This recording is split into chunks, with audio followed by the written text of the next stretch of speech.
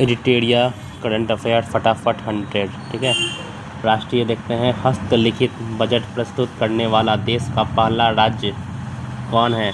हस्तलिखित बजट प्रस्तुत करने वाला देश का पहला राज्य कौन बन गया है? तो छत्तीसगढ़ बन गया। कौन बन गया है? छत्तीसगढ़। देश का पहला बजट प्रस्तुत करने वाला, हस्तलिखित बजट प्रस्तुत करने वाला देश का पहला राज्य कौन बन गया है? छत्तीसगढ़। ठीक है, फिर है आपका असम राज्य की किस पहली एआई न्यूज एंकर को भारत के पटल का रखा गया? भारत के पटल पर रखा गया। अंकिता। असम राज्य की किस पहली एआई न्यूज एंकर को भारत के पटल पर रखा गया है? तो अंकिता को।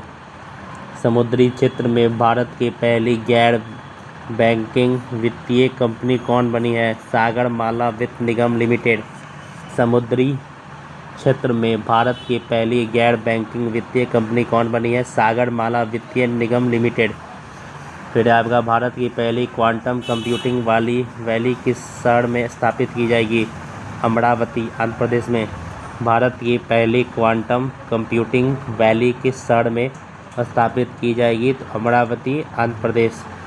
भारत के 44वें यूनेस्को विश्व धरोहर स्थल के रूप में किस शामिल किया गया है?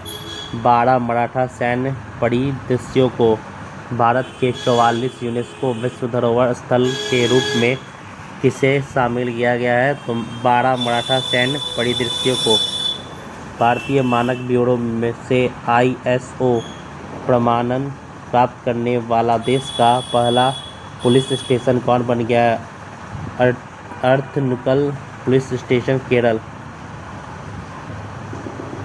भारतीय मानक ब्यूरो से ISO प्रमाण पत्र प्राप्त करने वाला पहला देश का पुलिस स्टेशन कौन बन गया है? अर्थकुनल पुलिस स्टेशन, केरल। ठीक है, भारत के किस राज्य ने अपने मूल निवासी महिलाओं को सरकारी नौकरियों में 35% आरक्षण देने का घोषणा किया है? बिहार। भारत के किस राज्य ने अपनी मूल निवासी महिलाओं को सरकारी नौकरी में 35% आरक्षण देने की घोषणा की है? बिहार। भारत का पहला लकड़ी से निर्मित गुरुद्वारा कहाँ खोला गया? फाजिल्का, पंजाब में। भारत का पहला लकड़ी से निर्मित गुरुद्वारा कहाँ खोला गया है? फाजिल्का, पंजाब में।